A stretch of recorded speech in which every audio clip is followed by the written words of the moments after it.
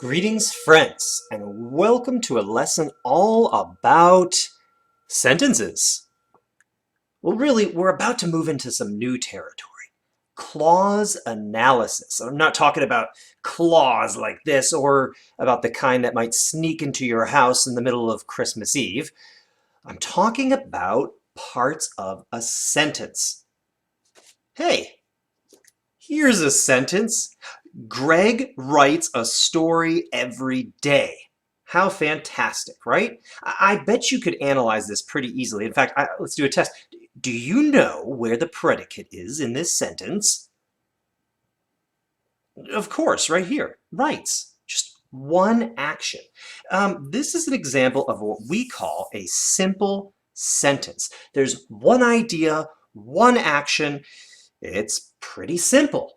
Like I said, you could probably easily analyze this, but I wonder if in all of your explorations, you found a sentence more like this one right here. Ooh. I hunted carefully everywhere, and at last I found it. Take a look at that for a moment. How many predicates, how many actions do you see in this sentence? Two. What do we do with that? How do we even begin to analyze it? Well, that's where the clause comes in. You see, clauses are parts of sentence that contain ideas. Let's see if we can find the clauses in this sentence. And really what we're going to do is look for those two predicates. Hunted, and can you hunt for the other one? You found it. It's found. I'm going to isolate these two clauses or parts of the sentence. I hunted carefully everywhere. At last, I found it. Now, these are two simple sentences that are stuck together with what we call a coordinating conjunction. Remember, and is a conjunction. It helps to tie sentences and ideas together. In this case, it's coordinating these two clauses together to connect them. But we got to talk about something else here. I hunted carefully everywhere. Is that a complete idea? Could that be a sentence by itself? Totally. And what about this one? At last I found it. Yeah, it also has about the same weight. I mean, neither of these are really more important than the other. Well, let's try another one. I've got another great sentence here. Ooh, it's a long one. Look at that. Go ahead and read that. She opened her eyes, lifted her face, and shaded it from the sun. Can you find the clauses in this one? And by that, I mean, can you find the predicates, the actions, and the sentences that go around them? Take a moment to do that.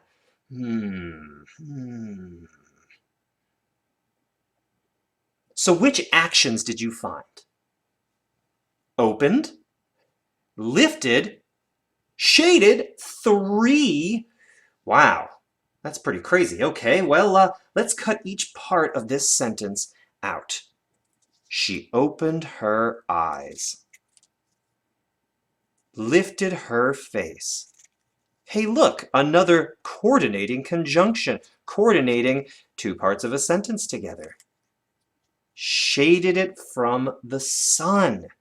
We have 3 clauses in this sentence, and why don't we go ahead and label them this time? I've got clause A, clause B, I've got a coordinating conjunction, and clause C.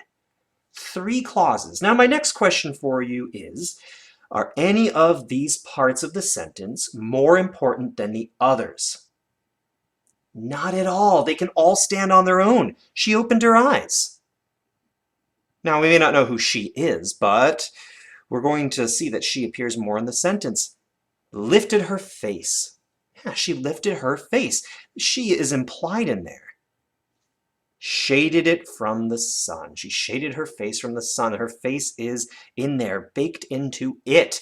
This is what we call a compound sentence. A compound sentence is made of several parts, but none of them are more important than the others. And why do I say this? Well, because there are other kinds of sentences out there as well. But a compound sentence is pretty cool, and I bet you've seen them before. And maybe now you can go and find some more. But wait, don't go just yet. You might see something else out there, and I want to prepare you before you go exploring to know what you might see. I have another sentence here. Go ahead and read this one. When you entered the building. There's that comma there. What did you see? Well, first off, where are the predicates? Where are the actions? Right, entered and see. Cool. Okay, well, let's get those parts of the sentence chopped up. And actually, look at that comma there is acting as a conjunction, tying these two together. Why don't we even label those clauses? And you can make little tickets like this for yourself, or if you've already printed out the clause analysis sheet, those come with it. How fantastic. When you entered the building, what did you see? Think about both of these, and let's think about them as complete ideas and sentences. What did you see? I could just ask you that question at any time and you'd know what I was talking about. But what if I came up to you and said, when you entered the building? You're probably just waiting for me to finish that, right? It doesn't sound complete at all. In fact, this sort of depends on the other one a little bit. It doesn't have a complete idea here. And so we have a completely different kind of sentence here. This is a complex sentence. A complex sentence is when we have several parts of a sentence, but some of those parts are just not as important as others. Others are much more important here. Pretty cool, right? I've got one more here for you to check out. This one's great, and it will end our lesson before you go off and search for some of these compound and complex sentences, but go ahead and read it. I will teach you more when you are ready. All right. Think about this one for a second. Have you found those predicates yet?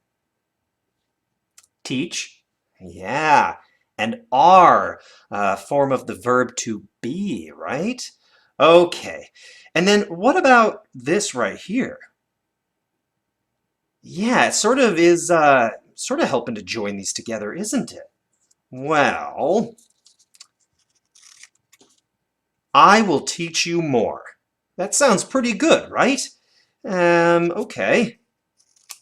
When you are ready. When you are ready, what? Yeah, I guess when you're ready, I'll teach you more, but how do I... Oh, goodness, this is pretty complex, isn't it? Well, it is another complex sentence. We have two clauses here, and we can call them clause A and B, but one of them is definitely more important than the other, and one of them cannot stand by itself as a sentence. So we have another example of a complex sentence. Now, this video really has some good examples of complex, compound, and simple sentences. What I'd like to see you do is go out into the world, find some books, newspapers, maybe even things that you wrote. Hey, take a look in that record book.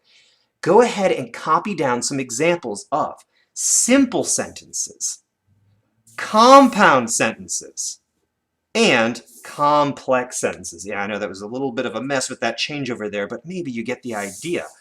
I want you to find those three kinds of sentences because as we move forward in this kind of work, we're going to talk more about the different kinds of clauses we can find. And if you've already downloaded and printed out that clause analysis sheet, you'll notice you'll get some of these pieces as well. And maybe you want to take a look at those and start getting to know them because they're going to become some of our best friends as we take this fantastic journey together. Well, friends, good luck on your exploration, and I can't wait to see what you find.